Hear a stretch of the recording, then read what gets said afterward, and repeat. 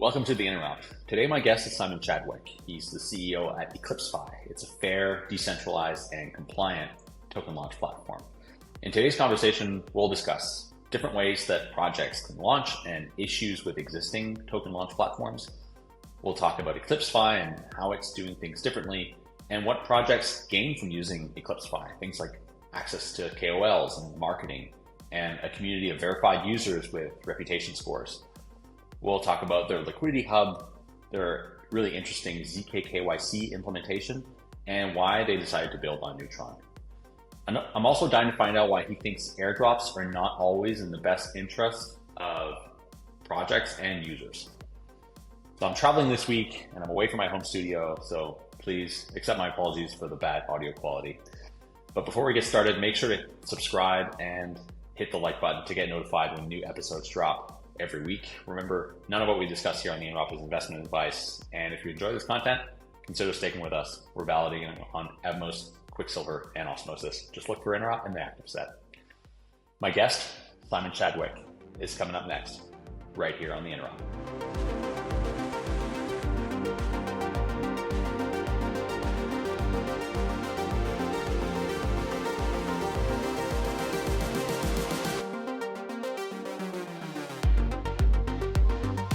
I'm here with Simon Chadwick, the CEO at Eclipse Fi. They're a token launchpad platform that is innovating on all fronts. And so today we're going to be diving into token launchpads, understanding how they work and how Eclipse is innovating in this space. Hey, Simon, thanks for joining. Hey, good. Thanks for having me. So, how long have you been in crypto, and how did you decide to focus your time and attention on building Eclipse Fi? I'll give you the short answer because I could probably blab on around getting into crypto, but I've been in the space since 2016. I was exposed to Bitcoin on early days. I remember actually mining, being in a mining pool for Bitcoin on my computer, like way back. But then I back then didn't really make enough money at the time for me to kind of really kind of stay interested. And then, obviously everything happened, came back in 2016, went through 2017, 2018 run.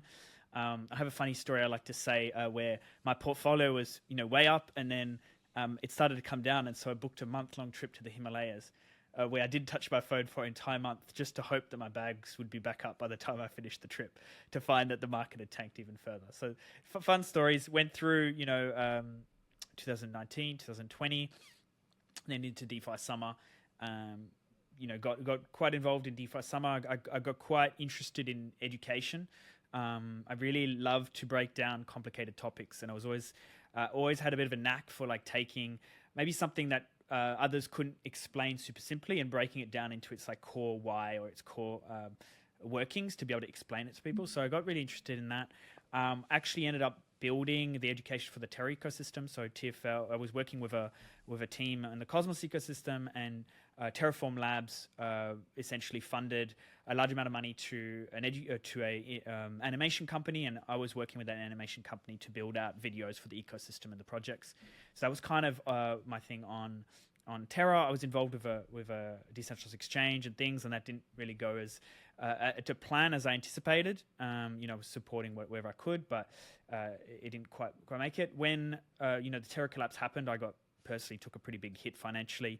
I was very overexposed to Terra ecosystem and to Anchor and to everything going on there.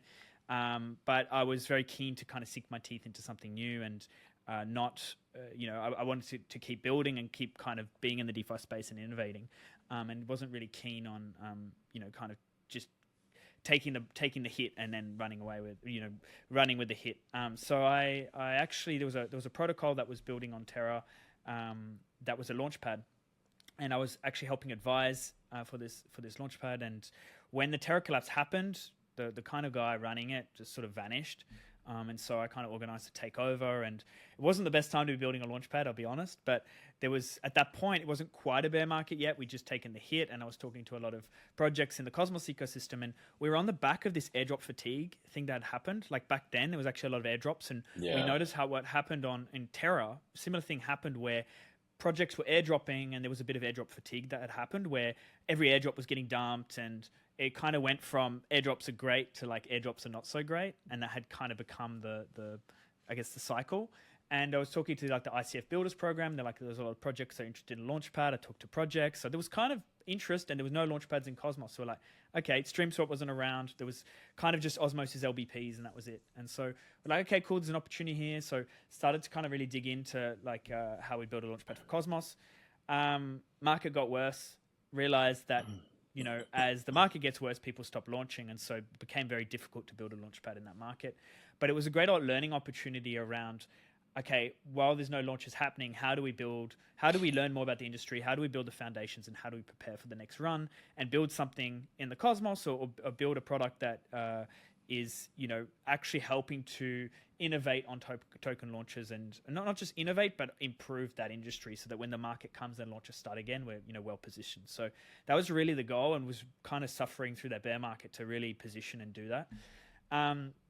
It just really learned so much about token launches, did a lot of BD, talked to, you know, hundreds and hundreds of VCs, talked to a lot of projects, and really, I guess, started to build our community and sort of build our positioning and solidified our positioning through that bear market to what Eclipse is now. So that's how I kind of got into that. And I got driven a lot. Like, there were so many opportunities in the bear market to actually throw in the towel, to change products, or to kind of put on pause, or do this sort of stuff. But there was kind of this driving factor of, there's still issues in the industry around token launches, and everybody, I'm talking to so many projects who say the same thing. I'm talking to so many people that are saying the same thing, but no one's solving it properly. So that was a big drive to just go, if I don't solve it, who else is going to? So that really kind of pushed through a lot of those difficult times. Yeah, that's an interesting story. And I think anytime someone tells their Terra collapse story, you know, it always brings me back to the moments when Terra collapsed, and everybody, I think, remembers, you know, where they were when they heard about it, and, you know, what was going through their minds. And actually, there's sort of a Bali connection for me there as well, because, you know, you live in Bali. On the day before Terra collapsed, we were like packing our bag. I'm sorry, on the day Terra collapsed, we were packing our bags to go to Bali, and it collapsed, and, you know, the price of USD was unpegging, and I was sort of wondering, like, okay, what do I do? So I got on the plane, and I thought, all right, like, I'll deal with this when we get to Bali. And by the time I got to Bali, like, most of it was gone.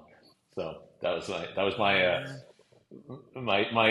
sort of airplane ride to Bali. Was like, okay, what's going on? Like, what should I be doing now? And like, when we got off in Singapore, like, everything was out.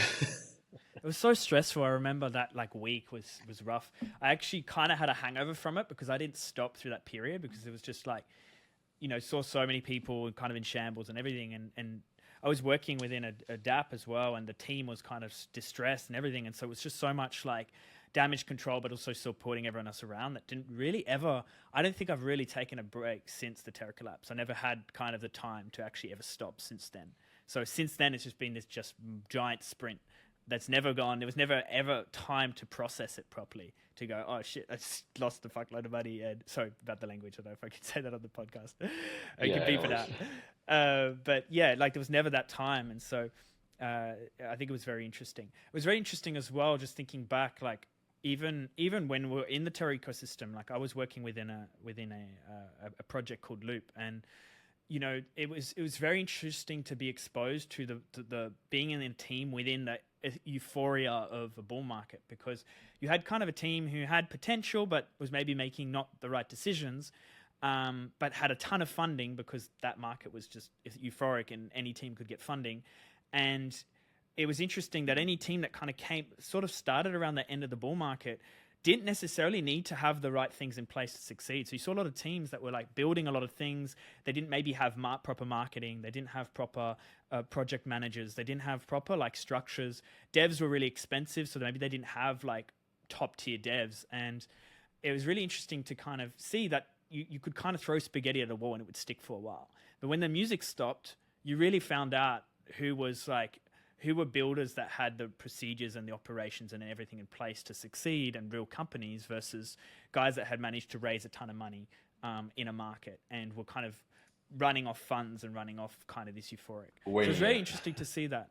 Well, it was very interesting to see. It was interesting to be a part of a team and kind of see the downfall of that, towards like coming into a bear and having to build and bootstrap through a bear market when you didn't have tens of millions of dollars to build. You pretty much had nothing to do it, and you have to kind of go through and build up and grind with very little and realize like, okay, this is how we build up the marketing. This is how we build up BD. This is how we do things, and properly structuring it. And those builders become the really good builders when you go into the bull, because, you know, they've gone through the mud. They've realized like how you build a team, hiring the right people, putting together the right partnerships, how to deal with centralized exchanges, everything. And when they go into the bull, they're so battle hardened by that. But I think it's super powerful. So the last bull was, you mentioned like it was characterized by just an abundance of airdrops. I think there's a lot of airdrops now as well. You know, we're coming into a cycle now where, you know, there's tons of airdrops on. I mean, there's been a few airdrops on Celestia. Atom holders are being airdropped, and I think there's this expectation that there will be a lot more airdrops, especially with Celestia Dimension and all these new projects that are, you know, gaining blue chip status. What do you think will characterize the next cycle in terms of how tokens are launched and distributed in communities? So, I mean, I'm mixed on airdrops, right? I do see their merits, and they've obviously been successful ways to launch. But also, I think there's a trap sometimes comparing a Celestia or a Dimension of first movers to something that happens in a month's time. And we're already seeing that fatigue and transition where now we're getting points and we're getting like farmers, and we don't really yet have retail back in the market. It's still the same. It's the same people in the market. Like, there's maybe a bit more that have come in, but it's for the most part, it's just kind of this cycling happening. So I think airdrops will be a thing for, you know, the next couple months, and then we'll go into like maybe fatigue where people that, like, let's say you've got 20 projects or 30 projects launching, people stop like caring about the airdrops anymore. They'll hold 1, 2, 3 of the strongest airdrops and then start selling the rest or forgetting about the rest because it's just too much. It's an overload. I think we'll start seeing IDOs in some capacity come back, but I think it will change. I'm hoping, I want it to change, and this is kind of what we're working on. We're seeing more of a resurgence of ICO mentality coming back in some capacity. So you'll notice this with a couple of players popping up, like CoinList is ramping up their launches. You're seeing Adelphi has talked a lot about like ICOs. We're seeing a couple other projects in ETH to pop up. LBPs will do their resurgence, but they're having a bit of pain right now. So liquidity bootstrapping pools are having a little bit of pain as we go into the euphoric phase. They suck up a lot of liquidity, and when there's not enough retail to essentially push the price after the LBP, then what ends up happening, it sucks in a ton of demand during the LBP, and then afterwards the price just tanks. And so it's been causing a lot of, well, I'll get into this a little bit later on in the call, but we're seeing a bit of this happen at the moment. I like airdrops with a purpose. One of the projects that we're currently sort of working closely with incubating is called Bonus Block, and their whole focus is on actually quality user marketplaces, so creating algorithms for how to kind of create a user persona. So essentially, like, how do you, from taking all this on-chain data, how do you figure out who a user is, an ideal user is, and how do you target them? So I'd love to see airdrops go in that direction, which are kind of very much about like a Facebook ad, not so much, but like you're kind of, okay, these are users that we want. But there's a few issues that I still see. One of them is very much on the metric farming. A lot of projects are very much using this to kind of using farming and CIBILs on purpose to build up their numbers so they can raise from VCs or inflate the numbers. But that doesn't necessarily translate into kind of real value added at the end of the day. It's all vanity metrics. So yeah, it's interesting, but I think it will run for a little bit, and then I think we'll see kind of the next kind of phase of how things are launched. So let's get into it. Like, you know, you've already described some of the different launch methods. Let's perhaps stick on that for a bit. And, you know, can you go into detail as to what have traditionally been the ways the tokens have launched, and what are the benefits and sort of fallbacks of these, you know, different methodologies for launching tokens? Yeah, look, I think there's advantages and use cases for each of the different mechanisms, and they typically either cycle or they are good for someone specific, right? Every project does have different needs. So, I mean, there was obviously the early days we had ICOs, which were ICOs essentially like an early token sale, where you have you're selling directly to the community pre-VCs, raising an amount of funds, and then, you know, building the project or not building the project, and then, you know, launching your token, which was kind of actually how some of the big boys were kind of run, like the Atom and ETH and but they also came with there was not much framework for assessing this, and there was a lot of scams. And so probably out of the huge number of ICOs, there were only a couple kind of got ahead. Those can be great, It's like, but again, basically it's like send crypto here, expect token maybe. Yeah. Pretty much, right? Which, if you don't have any kind of box to process like how that is, whether the project's delivered or not, then you end up with issues, because the project could just run with the money, and who's going to hold them accountable, right? Like an angry community maybe, but there wasn't necessarily a lot of vetting or a lot of like due diligence done. And even the best due diligence in the world, like a VC knows that there's you might invest across 10 projects, and maybe 2 of them will do well, and then a couple of them may flop, right? So every VC, as you know, is structured differently, but they'll have like a risk profile for this. Community aren't necessarily across this as much, right? Like they're not experienced with investing, so that can cause issues where maybe they invest in 20 projects, they're not doing their own due diligence, and then 18 of their projects don't end up performing, and that's a problem. So yeah, and then maybe they get rich off the 2 that kind of happen. So that was ICOs. Then you went into you had IEOs as well, which were initial exchange offerings. I would say that CoinList is kind of was an ICO mix IEO platform. Binance Launchpad is like IEOs, which are beneficial, but those can be heavily predatory. So, obviously you have CoinList and Binance as their primary target, but if you go to some of these alternative IEO platforms, they're going to take a pound of flesh, and they'll typically have terms like you've got to sustain 5x price, or you've got to do X. Like there's a lot of things that happen behind the scenes that people aren't privy to, which are not necessarily good. And sometimes they'll take a large amount of tokens, they'll dump those tokens on the market. So there's advantages and there's a lot of exposure that comes with these IEOs to retail, but they're not always the best, because they don't always have the project. They sometimes do, what some of these centralized exchanges do behind the scenes.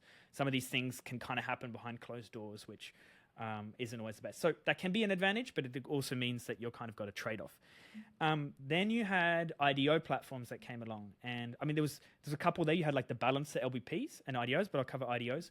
IDOs were kind of hot in the last bull market, and they were kind of sometimes a good model, but they also caused their own issues because lack of quality control, and it was this is where greed came in. These IDO platforms, if you ran an IDO platform, you had the ability to make so much money in a short space of time that it incentivized like this greed kind of behavior. And these projects could launch with good market. An IDO platform could have good marketing and launch a project that was crap, just market it well, it would pump, and they'd make a ton of money, right? So an IDO platform is like a token sale, like an ICO or like an IEO, but it's done typically right before the project is launched, and it's a token sale from the community. So essentially, it's like the platform has 200k allocation in X project, and then the community participates.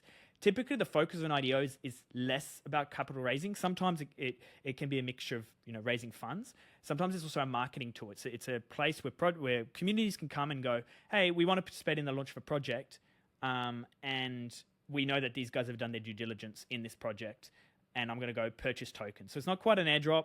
The focus isn't always really on capital raising, but it is really more of a marketing tool for kind of getting projects exposure and announcing them to the market. They have a lot of problems because sometimes the people behind the IDO launchpads don't do their due diligence, or they're selling projects as being better than they actually are, or they're orchestrating things like editing the tokenomics so that they're low floats, and so the token price goes up. And there's a whole bunch of mechanisms and things that happen. In the last cycle, we saw a lot of pads that would start a launch pad, and then they would, after 2 months, they would kind of leave it and start a new one, because there was ways that they could cycle and they could actually make more money by just, as soon as the reputation died, they moved on to the next, right? And so the reputation for these pads have been quite scoured over time because it's been run by really good marketers. So it's been really strong marketers that are just kind of extracting value. And it's been hard for projects. If you've got a quality project going to one of these pads, you're like, well, we're legit builders. We don't want to have this kind of clown show where we get dumped by market makers and stuff. And then you moved into a whole range of different mechanisms like LBPs. LBPs were good for a while, but they're not great for retail because retail don't understand them. It's an imbalanced pool that it's programmatically dropping over time, and people can kind of buy as it goes down. And sometimes retail gets freaked buying into LBPs as they see just a chart go down, and they can absorb a lot of it can absorb a lot of pressure because they're not capped, and so people can just buy as much as they want, and that edits it, and then you end up raising $10 million and then at way too high of a valuation. Other mechanisms, I really love the lock drop and LBA that was devised by Delphi Labs on Terra, and we're going to actually look to bring that back out in some capacity. It doesn't work in every cases, but we really like that as a mechanism. But I'll leave it over to you. I'm sure you've got more questions. I've kind of gone on a rant, but there was millions of different ways to launch, and they're all case by case depending on the project. Yeah, thanks for that. And I think there's another sort of dimension here which we haven't talked about, which is there are the kind of centralized platforms versus more like decentralized platforms for token launches. Typically, which have been better for users and for projects, and where are the what can go wrong in each of these cases? So centralized platforms are still a leader. Like if you look at the amount that an IEO platform can raise, like a CoinList or a Binance Launchpad, it's still significantly higher. Some of it's the legacy element, so they've been around since 2020 or earlier, right? And so they have built out these communities, these WoW circles, these networks, but also like the access to get in is a lot easier. The moment the infrastructure for DeFi, so it has still been quite clunky, and this is the reason why centralized exchanges still have more volume and more users than DeFi does in some capacity, right? So like a Binance still is commanding more volume and more, more retail than a DEX on a specific chain.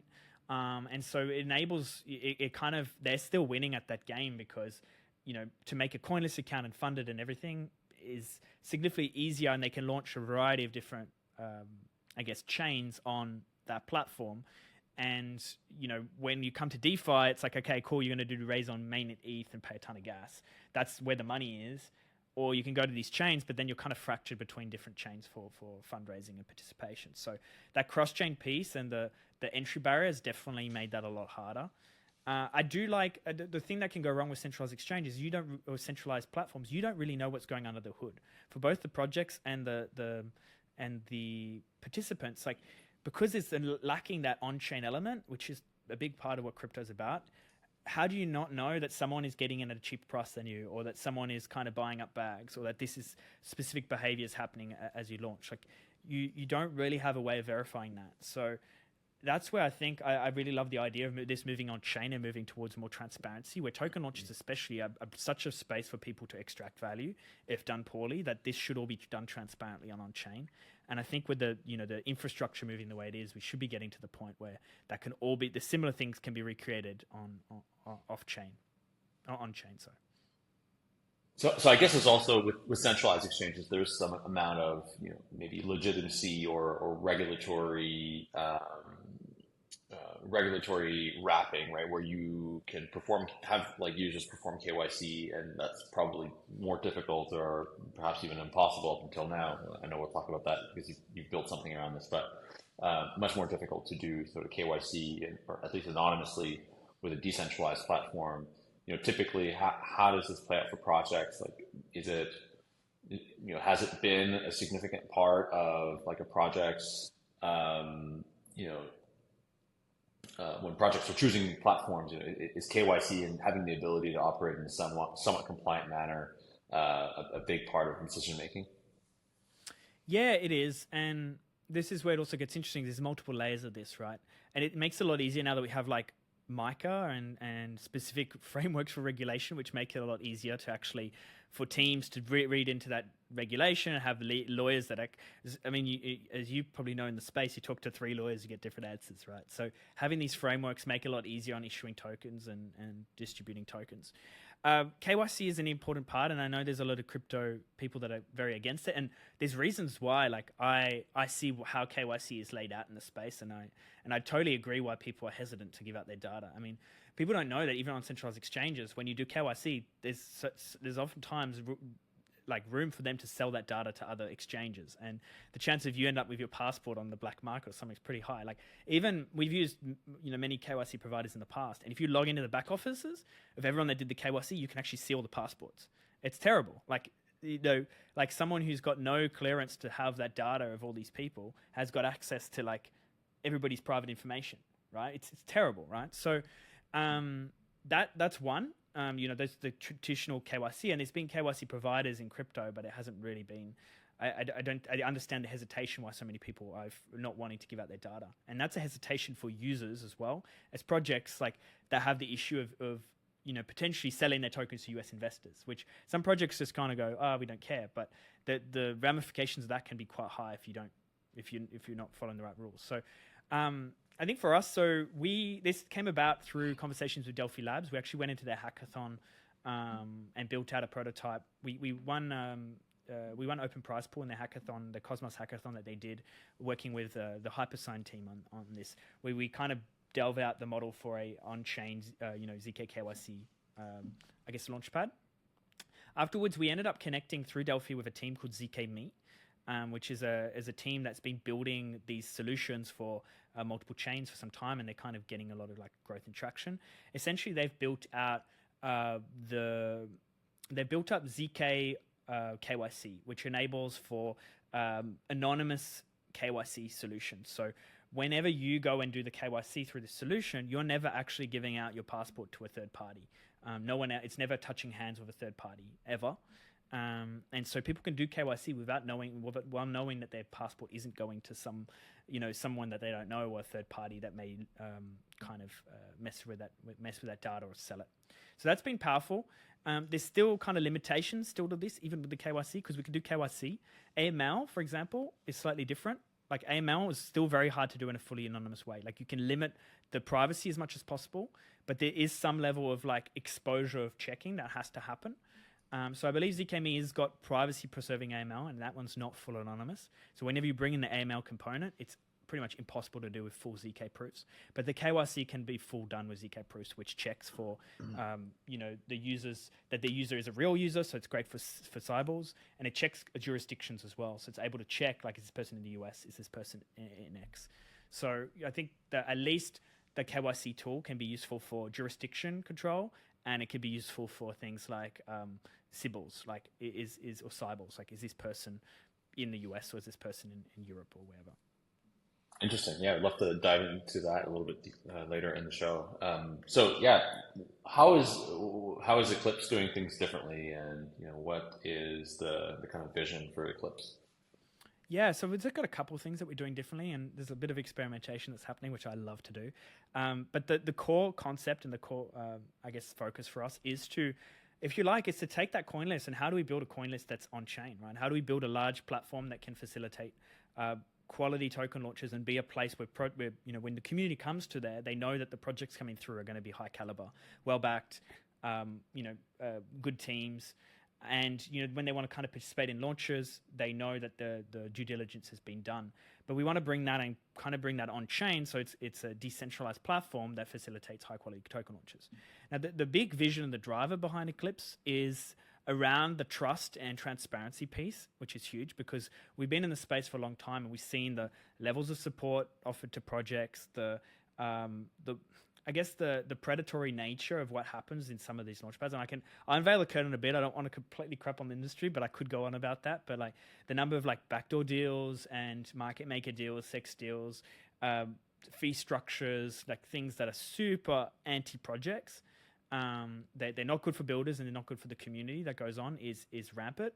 And some projects suck it up because they're like weighing up, okay, we get this marketing build-up effect or community acquisition effect from being on this platform, but I have to pay these high fees. So kind of what is the trade-off? And some go with it and then end up getting absolutely screwed, right? And the communities get screwed without knowing it. So we've seen this happen a lot, and a lot of platforms that are not necessarily they're kind of lawless, right? They don't follow the rules. The way they market is not great. And we really want to kind of build a bit of a bastion that doesn't do that, a bastion for projects to come that we like actually supporting the projects that we're listing. We're doing our proper due diligence on the projects coming through and ensuring that it's not just metrics or tokenomics, but we're looking into things like product market fit, competitors, products like risk engines for money markets. Like we have our head of DDs incredible on that front, like really digging into like the meat of these protocols and ensuring that it isn't just a marketing and hype play. But then also like creating a structure where we're able to build a long-term sustainable community that we're not, extracting value from, and actually having more reasonable I guess like fees and structures for the projects coming through, so that we're not just trying to kind of flip and create, I guess, cash grabs for these things. So I guess that's the vision. I mean, there's a lot to it, and you talk to a lot of projects, and it becomes like very clear. As far as differentiators, there's a couple cool things that we're doing. So one of them is really we're working on pushing the boundaries around like the cross-chain element as well. We're working closely with Hyperlane at the moment for cross-chain deployment. We want to simplify this cross-chain UX as much as possible, so that participation becomes a bit more sex-like. So, trying to deal with some of the issues of like fractured, having a launchpad that's on 5 different chains and having to make users bridge. We've been working with a team as well on the early stages of account abstraction. So how in the future can we make this look as much as possible like a Web2 experience for users, so that we can actually onboard users from sexes and the coinless types of platforms. The next element that we're going down the direction of is also around bringing out a couple different launch mechanisms. So lock drops and LBAs, we want to kind of bring in a couple different options for builders, and different, like, not trying to pigeonhole everyone into one box of like, you have to launch this way, but instead offer opportunities. And the last piece that we really, and we can kind of touch on this later in the show, is focusing more on being like a liquidity hub than just a launch platform. So this comes into monetization, but it also comes into how do we attract and drive liquidity into the ecosystem. So for this launchpad to happen, it needs users, it needs high quality projects, and it needs like liquidity, right? So, kind of coming up with, we've got a governance aggregator on top of Astroport, and the goal is like, how do we actually funnel liquidity and kind of concentrate volume liquidity users and projects into kind of that hub. So yeah, there's a couple of things happening for sure. So what do projects that launch on Eclipse Fi end up gaining from using the platform? I mean, maybe this is a good time also to talk about the sort of process for listing a token launch on Eclipse Fi. For sure. I mean, there's a couple of things, and it depends on the stage of the project. Like some projects come in, they're ready to launch. They've got the community. They're at a good state, and they're looking to kind of maybe diversify that community. So they want to go launch on a couple of launch pads because there's a couple of different pockets of communities, and they wanting to maximize their exposure. So that's typically going to be a lot less hands-on in terms of support we provide, and essentially what they're looking for is a new community to tap into, right? They're looking for more exposure. They look to raise a small amount of funds, which will be to kind of usually bootstrap liquidity or maybe extend runways. Sometimes they've got like big backers, and so the fundraising element is secondary. But the main bit is marketing. They're getting exposure to a whole new community, which is the community of Eclipse Fi. Besides from that, like the projects that we're currently bringing through, like we're providing a lot of hands-on support, and we've provided support to a lot of projects across the cosmos. I've been working closely with a couple of these projects on a whole variety of different verticals, from tokenomics to like fundraising and VCs. Navigating centralized exchanges and market makers. Like there's so many different types of market makers out there. Some are like they're all got their trade-offs. There's a lot of them that they're kind of shady, and most of them, to be honest with you, and like navigating that's not easy. And if you sign the wrong deal, you could end up hurting yourself. So just like helping them navigate that, centralized exchanges, which ones to go for, listing strategy, like how do you kind of pick which sex to go on? How do you even get into that centralized exchange? Do you go on 4 centralized exchanges, or do you go on 1? And how do you get the connections into them, right? Or the process for going through it. So supporting on that front, supporting on like VCs, KOLs as well. Like how do we structure so you can onboard KOLs without paying out of your teeth or without ending up with too much sell pressure. So just kind of structuring that, how to get KOLs that aren't botted, like how to get the right guys that are going to help build your community. And a whole variety of different, verticals or things that we've been supporting projects with.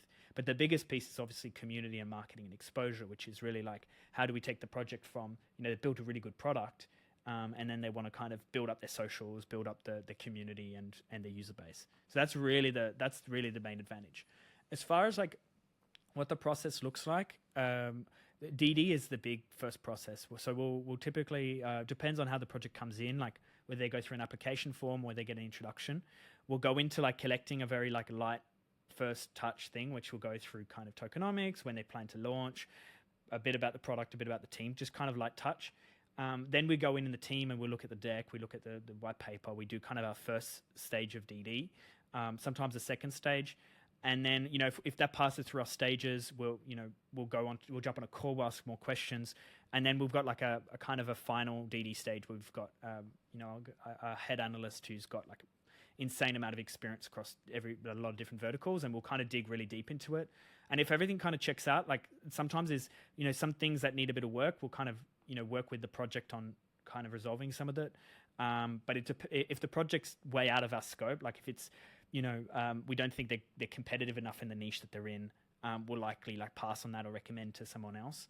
But we're typically quite choosy with the projects that we bring through. And then, depending on where the project's at, there's different support that we can kind of help in terms of connections or supporting with different areas. Cool. And so from the project perspective, what does the actual sort of launch look like, and what are the different launch mechanisms that you support? Currently we have IDO, and we also have an LBP, but we haven't rolled out the LBP just yet, as we don't think the LBP is a good right now. Don't think it's the best mechanism, just due to just the dynamics of the market. But the goal for Q1, Q2 is to bring out the lock drops and LBAs as well as an alternative mechanism, which won't be suited to every team, but there's a few teams that we're talking to that is suited to. It's lock drop is where essentially you, for example, you've got a money market, or you've got sometimes a perps. It enables you to kind of do an airdrop, but based on future value add to the protocol. So let's say you go, hey, we want to distribute our token to everyone that locks, this asset in our protocol, which enables you to kind of tie users towards like token distribution, which is a great mechanism. And then the LBA is an auction mechanism for determining value, like determining the, the price discovery of the token. It's quite intricate. It's quite cool. I really like that mechanism. I think it needs a bit of tweaking. There was a paper somewhere in my computer. I've been working on a 2.0 version, but that's kind of been pushed to the back burner for a little bit, of like, how do we kind of ensure that in periods of over euphoria, it doesn't end up out of control. But the main mechanism right now is the main IDO, which is a whitelist. It's a sale that involves like a whitelist phase, and then currently a first come first serve. But we're also working on an overflow model, and these are ways that the project can kind of come in. Users can stake tokens, get access to the whitelist, and the whitelist phase will be gated to the whitelist participants, and then afterwards the public sale opens. And then there's typically between 1 and 3 weeks from token generation events. So they'll go through the IDO, they'll do the public sale, and then afterwards there's TGE, which is when they'll launch on a centralized exchange or a DEX, and the token will actually be live. And so that's the kind of flow. But typically it will be like, depending on where they're at, as I mentioned before, of the support they need, we'll be supporting the project in the early stages. We'll start the marketing campaigns. We'll announce them. We'll do maybe a KOL round, and then kind of then go into public and then launch TGE. What is the reputational aspect here, and how important is reputation? I mean, on the user side, right? For projects, like how do you rate reputation of an address, and are you using this KYC mechanism to prevent against CIBIL in cases where you might have a user with multiple different addresses or accounts trying to farm this airdrop or this launch? So there's a couple elements to reputation. I thought you were mentioning reputation of a launchpad. I was like, that's really important. I mean, you only get like, if you're screwing people over and they find out about it. Funny enough, something happened recently. I'm not going to name names, and they absolutely trashed their reputation and bounced back from it. And I was like, wow, I don't know how you came back from that. But I mean, how you treat people around you does happen in the end, right? So reputation, who you align with, is really going to be your ability to track top tier projects, right? So that reputation element. KYC is very important for CIBIL resistance, and actually one of the key, besides from compliance, one of the key reasons why when you've got like a whitelist kind of sale, it's important, because you want to ensure that people aren't trying to game the system. It's not completely foolproof. Any KYC, there's always been KYC farms around the world, which make it more challenging to fight.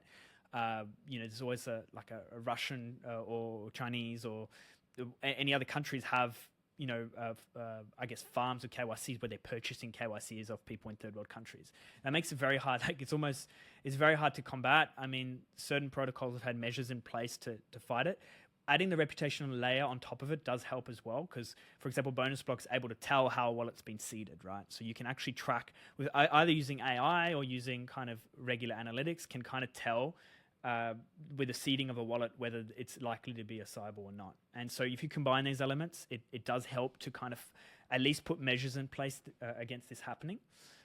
So that's definitely something we've currently been putting together behind the scenes. Reputation for us, we want to find this fine line between, we don't want to be this crazy spy kind of, a dodgy company that's like your credit score, Black Mirror style thing. But at the same time, we understand that projects are trying to target users that are aligned with what they're trying to do. Like it adds limited value if you attract 100,000 of the wrong users compared to maybe 1,000 of users that are very aligned with the product that you're creating. So we really want to build out that, we're working with Bonus Block on this, on how to build out like categories, I guess, of wallet types. And we can look at on-chain behavior as a whole and see, okay, if participants are like consistently dumping airdrops or consistently dumping kind of the IDOs every time, and it's like, it's very flipper mercenary behavior, maybe that user isn't as high quality as aligned to the project as, someone who is participating in the product and, participating in a lot of launches and staking and farming and doing things. And how do we not penalize poor behavior, but how do we incentivize good behavior? And so that's something that we really, I think is going to be a big telltale sign of the next run. I think as DIDs are developed and things, I think on-chain reputation is going to become huge in terms of how to actually market towards these communities that are users versus extractors. Yeah, I think like on-chain reputation is such a huge, it's such a hugely important aspect of building strong communities that are aligned. And I mean, the challenge has been, CIBIL, and if we have solutions that allow some sort of ID verification, but without revealing that person's true identity or having like documents sitting on a database, like you mentioned, I think that could be like a good, a good alternative to the current situation, which is I think the issue is that trust addresses.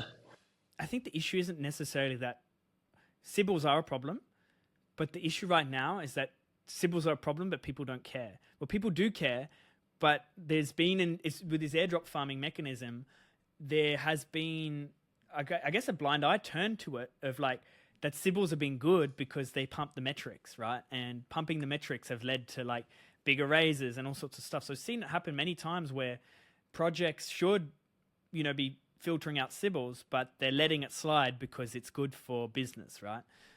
So I think that's a whole different separate issue from, the actual reputation. But I think the combination of anonymous verification and reputation of wallets is very key to solving that CIBIL issue. And I think further from that, reputation can then go into a marketing piece of, hey, I've been someone who's participated in 20 projects or 30 projects. I'm an active user. I'm an LPer. I'm someone who's quite great. How can a project target me and actually reward me for that behavior and actually adopt me as a user because they know that I'm going to be loyal or I'm going to be like a good quality user, versus someone who's like constantly flipping and selling every kind of opportunity is going to be a very different boat. Yeah, no, that's cool. And so how does this zkKYC actually work? I'm still, like, to be honest, some parts of it I still don't fully understand from a tech front because I'm the tech guy, but I do know that essentially the user goes into an app that's on the phone that is never connected to kind of third parties, goes through the steps of like verifying with the passport and the face, which generates zk proofs, and the zk proofs then verify. They're generating the zk proof and a soulbound token, which verifies that data is within the kind of bounds, and that's what is then verified. So they're never having to actually go and the typical KYC, which is you send your passport to someone else who verifies manually, and then that's stored on a database and your passport's stored. This uses the zk proofs to verify. Now, it does also, I think it encrypts. Let's say if I'm sending I'm taking a picture of my passport, that picture is going somewhere, it's going to a server. Is the assumption just here that they're not holding on to that data, or is there some kind of mechanism that actually prevents the company? This is the part that this is through zkMain. This is the part that I don't fully understand, but I do know it's something to do with the MPC on the phone, and so it's actually doesn't ever get sent to a third-party server, but it deals with the one of the elements inside the phone, generates a zk proof, and then that's verified. I know that it is stored on the phone in an encrypted version, so if there's a legal proceedings that requires things, they can actually, you could still be recovered through the phone, but it's not ever recovered from a third party. So that's the limit. That's the limit. Okay, so I think I understand here. What you're saying is that the logic that verifies the passport is sitting on the phone. The phone generates a proof that is then sent to the server, but all of the sort of verification logic, the model, maybe like, you know, there could be like some sort of like basic AI model that even is verifying the legitimacy of this picture, or like this video where you're kind of like doing the what's it called, this hologram or whatever, like that's all sitting on the phone. Yeah, but it has limitations. So this is where the tech is still not super mature. Is with regular KYC solutions, there's a level of escalation where it can be verified by a third party. Yeah. One of the issues we did have with our launch, when we went into our launch, it went pretty crazy. I think we had 17,000 attempts, and I think 7,000 got through, like actually verified through KYC. And we had to bring in a second party KYC solution for those that wanted to opt in, because firstly, it was our first time that we tested this under heavy load. Like it hadn't been tested on that kind of load before. And on a new chain as well. And also because of the way that KYC is, like faces are different, pictures are different, and everything, there is still a bit of ground to be covered around what happens in the case where someone can't actually vote with a KYC because it's just not picking up, like the mechanism isn't strong enough. Like maybe AI will get better to the point that it becomes even more accurate, but like lighting's a little bit different, all this sort of stuff. It means you don't have an escalation ability for someone else to then check it, which is what's normal in normal KYC solutions. So it's not without faults for sure.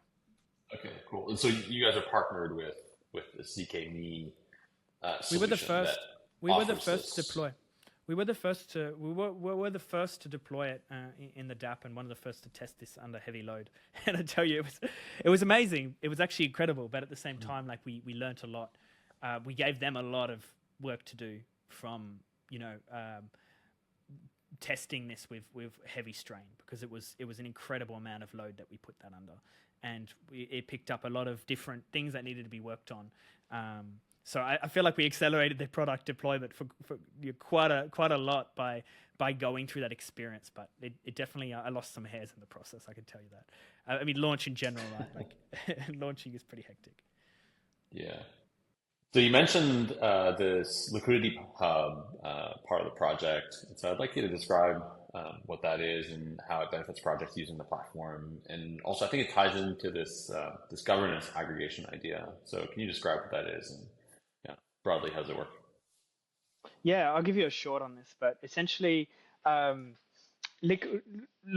play a really, really strategic role inside ecosystems. They across multiple different parties, like they are great sources of deal flow, which and builders, which helps for chains, VCs, and everyone that's really wanting to tap into kind of those builders and deals. They're great for projects because it's a source where they can get funding, VCs, they can get access to support and get access to users, volume, and liquidity. And they're great for users because they get access to launchers, traders, because they have access to volatility, right? So there's kind of like that very strategic point, and when done well, it can be really, really a powerful ally and a powerful entity. The one thing that supercharges launchpads is that liquidity and volume are really, really important for this, right? Projects are really looking for users, but they're also looking for volume and liquidity, which are really, really important to their success. And also, volume and liquidity, like they kind of feed off each other and create a bit of a flywheel. So it's very important when we look to build a successful launchpad to how do we drive and how do we concentrate as much volume, liquidity, users, and everything into one place, which helps to attract better builders and better projects, which then leads into kind of greater benefit for liquidity. So this actually came up, we decided not just to build a launchpad, but we've been deploying what's called a governance aggregator. It's no different to like a Convex or a Vector or a Magpie, which essentially concentrates and collects voting power for DEX liquidity incentives. In this case, it's starting with Astroport, and helps to funnel a portion of these liquidity incentives towards the project we're launching, but also feeds liquidity into the ecosystem. I'll give you just maybe a very high level backstory of how this plays out. Back in Terra ecosystem, Astroport DEX, which was the largest DEX of the ecosystem, was the hub and the home of so many of the listings and the liquidity happening on the ecosystem. They were about to release a token called VX Astro, which was a vote escrow token for Astroport DEX. And essentially, what this enabled projects to do, this would govern the liquidity incentives that Astroport would distribute towards the farms and pools on its protocol. And projects could, or people or entities could, accumulate Astro and stake it for a period of time. The longer they stake it, the more ability they would have towards voting, towards sending Astro liquidity incentives to maybe their pools or to allied pools. What ended up happening is we ended up with this crazy game theory thing going on called the Astro Wars, similar to the Curve Wars, where projects were fighting to accumulate large amounts of Astro to either send these liquidity incentives towards their own pools or to actually act as aggregators or governance aggregators where other parties that maybe didn't have as much capital or money to have an impact on the voting could come and collect, bribe or participate and actually get a concentrated voting power. Now, the game theory that's powerful is that kind of the more people are wanting these accumulating this token to get liquidity incentives, the more the value of this liquidity goes higher. So it ends up with this positive, like flywheel. So that's a kind of a backstory on Astro and why that kind of played this multi-protocol ecosystem-wide liquidity competition. Now, fast forward, Terra collapsed, Astroport kind of also tanked, and then moved over to Cosmos. And then slowly has been rebuilding and has become a powerhouse on multiple chains, including Injective and Terra, Neutron, and Say. And they're about to start bringing out the VX Astro again, which brought out the Astro Wars, but now it's getting played on a multi-chain dimensional route where Terra is accumulating Astro incentives to send it towards the pool, the projects on their chain. Neutron's also playing the game and sending Astro incentives towards Celestia pools and Dimension pools, and playing this kind of multi-dimensional incentives game being played. And as a launchpad, we believe in the relationship with both a centralized exchange, but decentralized exchanges being really important. We want to either align with the places that have the most liquidity and volume for the listings of our projects, but it's also important to have that relationship. So it started off, we've had a good relationship with Delphi Labs and Astroport for some time. We started with helping to pioneer a proposal called ARC75, which would allow launchpads, it had to be neutral, but allowed launchpads to share in the trading fees of the pools that they list on Astroport DEX. So 10% of trading fees could be shared with the launchpads or parties that would launch pools. This would incentivize us to launch pools on Astroport to actually share in the value that is brought to the DEX. Then we had this conversation with Delphi, which was like, they said, it'd be really cool if, Eclipse had a large amount of Astro holdings and could send a portion of this towards projects. It would not just be a sell incentive, it would be an incentive to projects listing on Eclipse to tap into some of that liquidity. It would also be an advantage to Astroport because it would mean that they would become a preferential place for the listing of pools because there's such a powerful value add between the two entities. So we delved a bit deeper. We're like, that'd be really cool as a value add, not just to be able to send a portion of that towards projects, but what if we actually became the place that projects came to acquire voting power and liquidity. And so fast forward, we started thinking through different staking models, different models that we could acquire large amounts of Astroport voting incentives without having to just buy it off the market. And we essentially ended up acquiring a protocol that had built the infrastructure that we needed for a governance aggregator, which would essentially enable us to buy or rent voting power off Astro holders with yield. So essentially, users, and there's some mechanisms behind of how we actually increase the yield to users as well, but it essentially enables users to deposit their Astro, earn higher yield, and essentially sell their voting power towards the Eclipse DAO. Portion of that goes towards the project's listing through the platform, and the other portion is then used and controlled through the Eclipse token. So it essentially we're merging a governance aggregator with a launchpad and helping to kind of funnel that liquidity into kind of the one environment, and helping to, I guess, kickstart that flywheel where projects can, come through Eclipse, get some of that voting power, deepen their liquidity incentives, and tying two together. So I know that was a long answer, but it kind of explains how these two kind of relate. So I also wanted to, I was also curious why you guys chose to build on Neutron. And, on your website, it talks about Eclipse as being this multi-chain launch platform. And so does Eclipse Fi also work across different ecosystems? So like can an EVM project also come and build on Eclipse, or is it only sort of Cosmos or Cosmosm or, IBC Yeah. related projects? So the starting point for us. Uh, so the starting point for us is actually with Cosmos has been having a Cosmos base. Strong believers in Cosmos around having IBC and app chains for that cross launch perspective, like having the different tools like IBC, ICQ, makes this cross chain experience is a great first proving ground, I guess, for this cross chain experience where you can have a lot of your smart contracts on one chain like Neutron, but still be able to launch projects across IBC, right? Which is, I guess, phase one. Launching maybe a chain that's a new chain, or launching a project on Injective when actually the launch is happening on Neutron.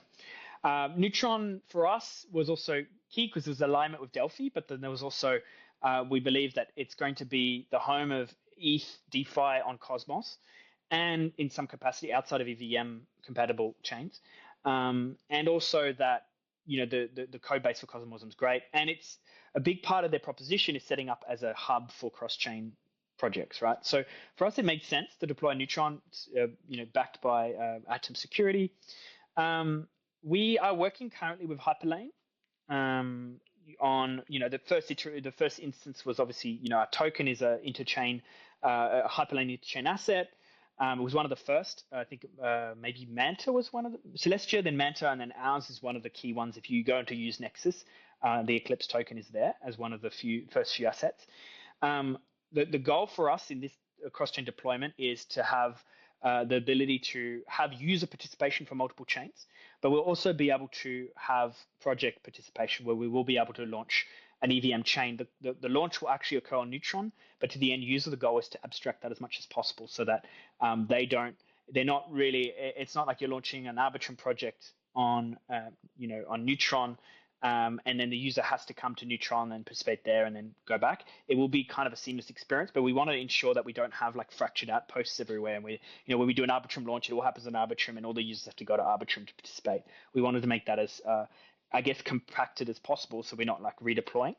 There's certain elements that have to be deployed on the Hyperlane smart contract router, like anything like a lock drop, for example. The locking mechanisms have to be deployed on Hyperlane as opposed to Neutron, because if it's an Arbitrum project, that lock drop needs to be able to be locked on Arbitrum. So there's a couple complexities and intricacies. There's still a little bit of the architecture that we're moving through, but the goal is to really be that interchain application, but still have that home base on Neutron. Cool. And so what's on the roadmap for Eclipse Fi, and like where can people find you, or how should projects reach out if they're looking to do a token launch and considering the different options out there? Yeah, so what's on the roadmap? So there's a few cool things happening. So at the moment we are optimizing, and we've got some staking contracts we're optimizing to enable for liquidity LP token staking. So some cool stuff happening with that. Equinox, there's obviously Equinox is the governance aggregator that we're deploying. Smart contracts are done for that currently. We're in testing. I'm going to connect up the front end. Just waiting on VX Astro essentially to be released, but we're going to release this with a lock drop and go hard into that. We're already BDing and talking to a lot of projects that are very interested in I guess, creating an alliance and participating in that because it gives them kind of more bang for their buck. Then we have both the Hyperlane cross-chain deployment, which we're working on at the moment, and the first stages of like account abstraction. So essentially bringing in tools to make onboarding and participating and integrating them into the front end. Project launches on the roadmap. So we've got a couple coming up in like March, April. That's when I guess the bulk of the launches start. We've got something like 60 to 80 projects coming through the DD pipeline. So there's a lot of stuff happening. And then from that, the next phases are rolling out the reputation scoring and new launch mechanisms. So that's kind of from a tech roadmap, I guess, is really the direction we're going in. As for finding us, we are just working on redoing our site. So things like the application. We've got a new application process, which is better. Telegram's probably the best way of reaching out to any of the mods on Telegram, coming through for an introduction. If your project in the Cosmos, we're quite connected in with, the ICA Builders Program or different parties, or you can reach out directly on Twitter, on Telegram, and get in touch with one of our team, and we'll kind of reach out and talk. So yeah, I'd stay in touch on Twitter, Telegram. Everything is the place where our tokens on Neutron. That's where most of our DApp is. So yeah. Cool, Simon. Thanks for coming on and sharing all this really useful information and about Eclipse Fi, but also just broadly about the token launch ecosystem and different ways that projects can launch tokens. It's been really fascinating. Yeah, thanks for having me. I'm sure it's different to the type of project you normally get, but I guess we're going into bull season again, so we'll see a lot more of this stuff. Absolutely. Thank you. Thanks, Legend.